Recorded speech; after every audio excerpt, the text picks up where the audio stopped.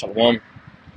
Before I begin, I want to give all praises to Yahweh, Ba'ashem Chakadash, and the Barna City, apostles and elders, bring us name. And shalom to the eye temptations, Lord, about four corners, and sincerity. Back on that lesson.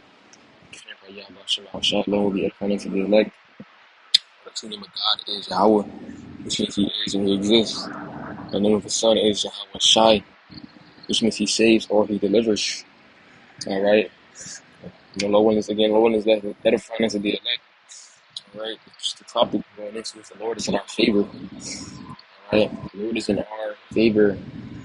Because we about to come into some very perilous times. You're going to have Esau going to try to roll down on us with his troops, those into detention camps, detention centers, right, to frighten us, to make us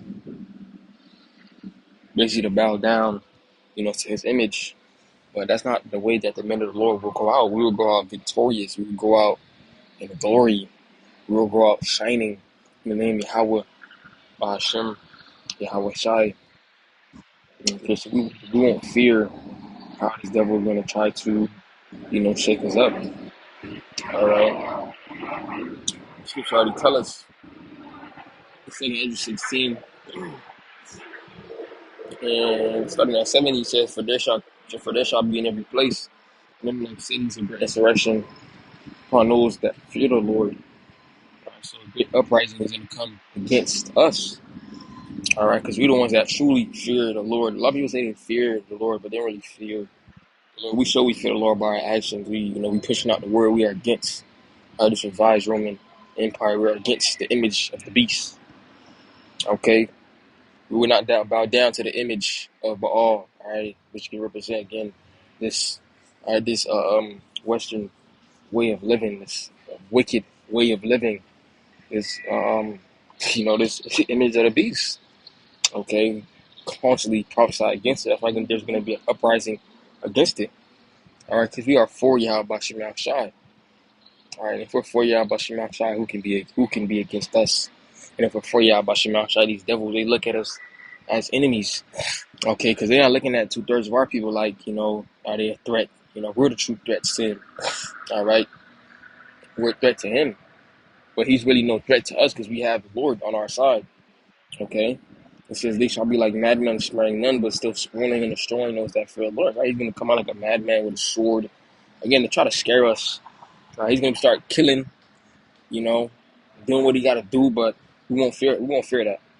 For they shall waste and take away their goods and cast them out of their houses. So, and we don't care about those things either, as well, because when you go up a couple of verses, briefly going through it, 2 Ezra 16:40 says, "O ye my people, hear my word, make you ready to the battle, and then those evils be even as pilgrims upon the earth." And when you continue reading, it says, "He that selleth, and him that figured the way, he that occupied merchandise, and he that had no profit by it, and he that buildeth, and he that shall not dwell therein, and he that soweth, as if he shall not reap. So also he that planted the vineyard, as he that shall not gather the grapes. They that marry, as they that get no children, as they that shall not, as they that shall get no children, and they that marry die as the widowers, and therefore they that labor in vain." So, basically having that mindset of not being attached to certain things, to worldly possessions, because there's going to come a time where we're going to be as I said, as pilgrims. All right, being, you may be in, say you live in Miami, you may end up, all right, out of state, okay, because of, again, that great insurrection. The Lord will have us, moving around. We'll be hunting. So when it says He's going to take away our goods and cast out our houses, we're not fearful of that. We're not fearful. We're not fearful, of that. All right, because again, we're not attached to it. And the reason why we're going to get cast out because we're not going to bow down to the image of the beast. We're not going to bow down to taking his, see him, his MOTB, his R5D chip, which is the mark of the beast. According to Revelation 13:16, it says, then shall they be known who are my children, and shall be tried as gold in the fire. So when we know these tests, we know these things that's going to come upon us, ultimately a test coming out about Shimon and Shai, because we fear the white man, which only has power over the body, or we fear Yahweh Shemashai, which has power over the body and soul. Okay? We're not fearful of him, because he can only do so much. Even when Yahweh Shai, when he was going through what he was going through. Where is that in Matthew? There you go. It's John 19 and 10. It says, "Then saith Pilate unto him, Speakest thou not unto me? Knowest thou not that I have power to crucify thee and have power to release thee?" Right, this is Esau's mindset, right? Let's put Esau in this situation. It says, "Then said," let's just put Esau in this scenario. "Then saith Esau unto him, Speakest thou not unto me? Knowest that not that I have power to crucify thee and have power to release thee?" So this is Esau's mindset as well. He thinks he has, power, all right, but not knowing what Yahushua said after. It says Yahushua answered, "Thou couldst have no power at all against me, right? At all, right? Except it were given thee from above. Therefore he had delivered me unto thee." It says, "He that had delivered me unto thee had the greater sin." So even Yahushua understood the same way with us. We got to understand that, whatever situation that even may seem like we were given into Esau's hand, that was ultimately ordained from above.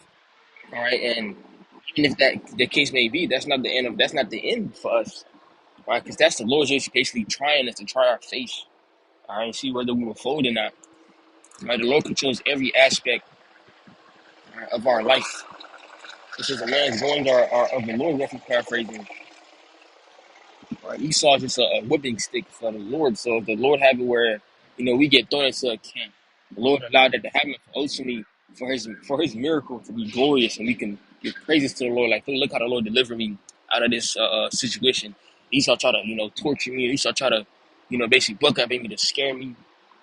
Right, but that won't you know make us fret or doubt. Right,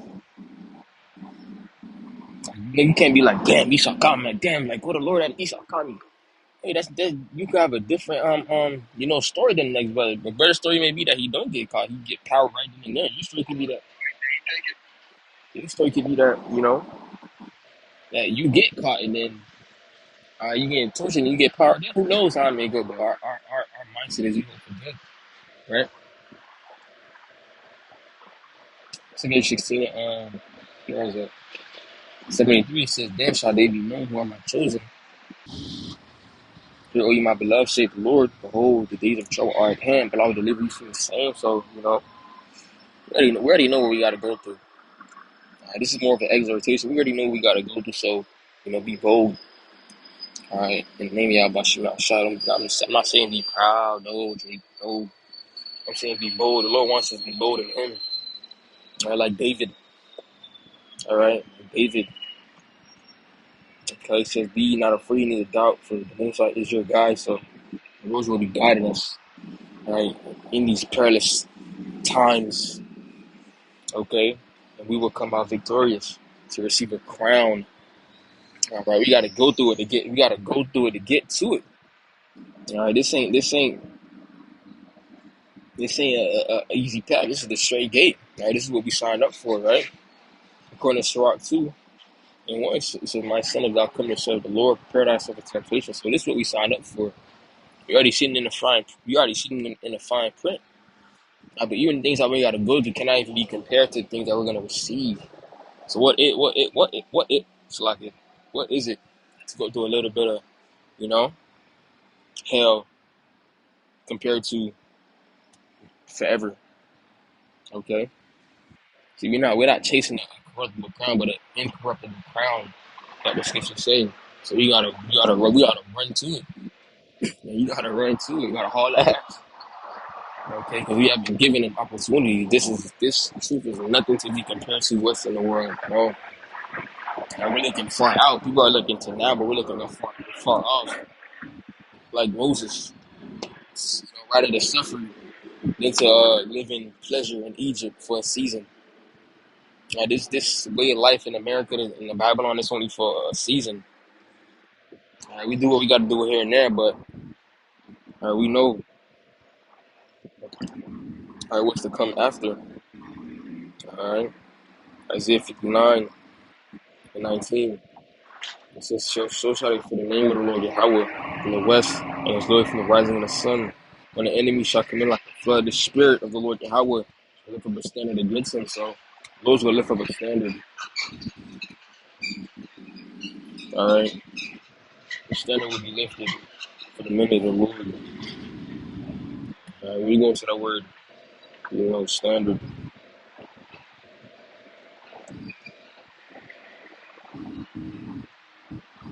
Okay. So this is good too.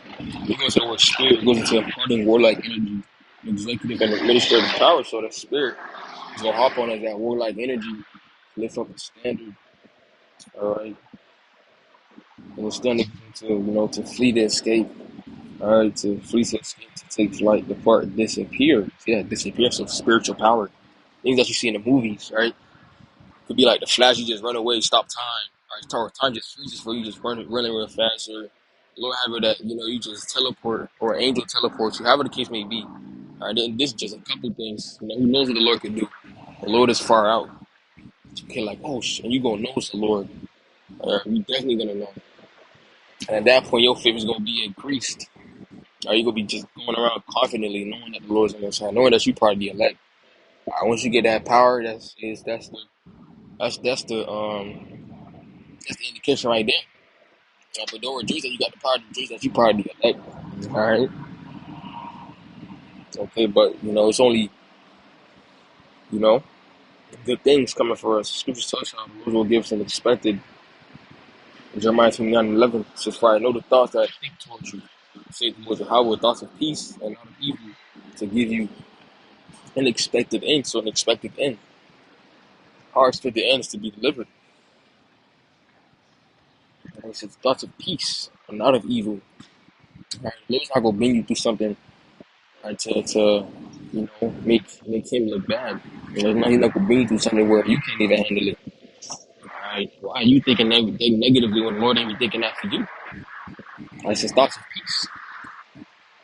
Right?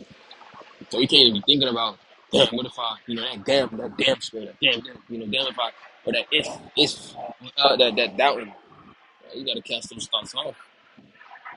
Yeah, we in the flesh, but that spirit is supposed to take over. Spirit indeed is willing. And you're like, fuck that, I'm gonna get through it. And the name of Yahweh Shemashah. Right? With that alone is, quick lesson. This exhortation was edifying. I want to